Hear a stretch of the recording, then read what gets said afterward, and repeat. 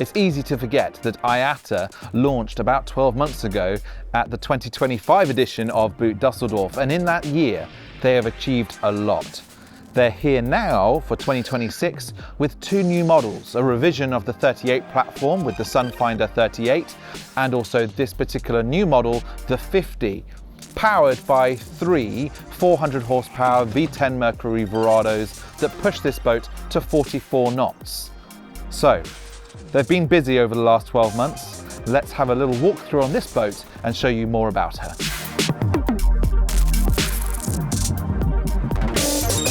I really like the rear bathing platform. It lowers into the water for ease of access. However, it also comes up like a passerelle. So for med-style stern to mooring, this is going to be a really practical feature.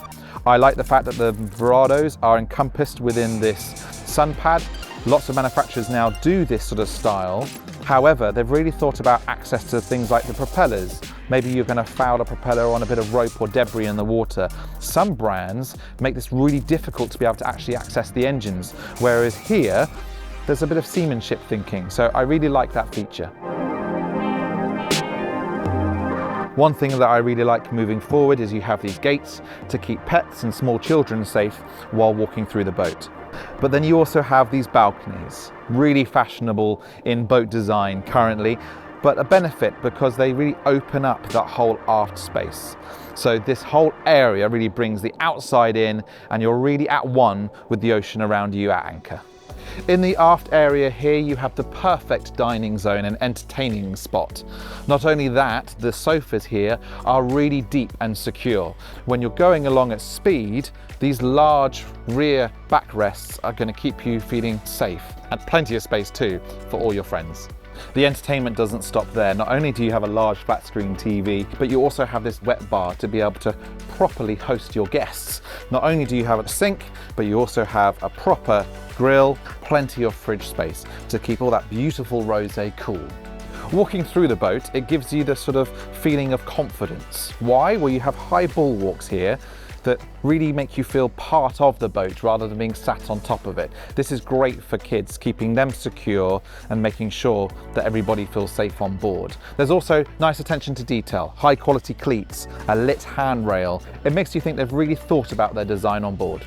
Those deep decks continue all the way forward, so again that feeling of security remains. I really like how they've kept as much beam as forward as you can to be able to really maximize the space here forward. You have a large sun pad again on top of the cabin space, and then this wraparound dining area again. For an anchor, you have two really usable zones within the boat. You can escape the sun with this removable sunshade, and you've got easy access to your anchor locker too.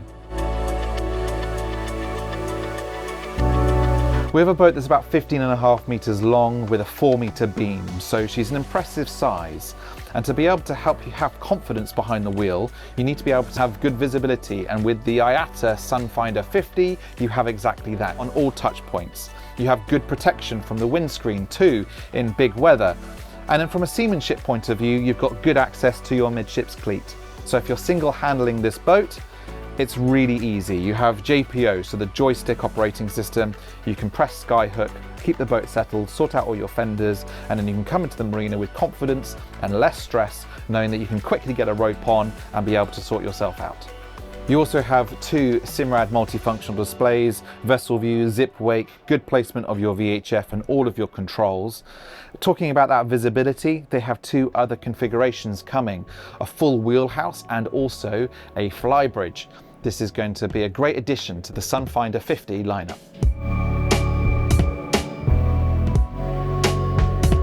This boat is all about exploring and spending some proper time on board. So naturally, you need a little galley space. And down below, between the two cabins, you have this perfect area. Great for some extended weekends away. Forward, you have your master cabin, which is really nice. It lets lots of natural light in. I like the big glass on either side, so when you're waking up in the morning, you'll have that perfect view of the ocean ahead of you. You've got good storage too. On both sides, you have a little wardrobe, and you also have some cabinetry on the side too. The bed is of a decent size, and you've got good headroom too. I really like too the guest cabin on board. The midships cabin has real usable space. Not only do you have a full sofa here and a big double bed looking out across the water again with more natural light coming through, you have great cabinetry for more storage, but what I also like is the fact that yes, you do have a slightly lower ceiling. However, they've cut into that to be able to give you full standing headroom for when you do want to get changed in the morning. The Navia Design House is famous for some of the most well-known designs in the adventure offshore space. And the 50 follows suit on the 38, which I've driven in some really big seas. It has great recovery to the bow, but also pairing that with stepped hull designs that give that good fuel efficiency and a high top speed for the displacement and the size and fit out of the boat on board. So with that 44 knots, that's achieved by ventilating the hull, but pairing that still with a really good deep dead rise to be able to punch through the rough stuff. And talking about the 38, IATA have been on a real charge at Boot Düsseldorf with the launch of the Sunfinder 38. This is the latest version in this hull length and the new deck layout for the brand.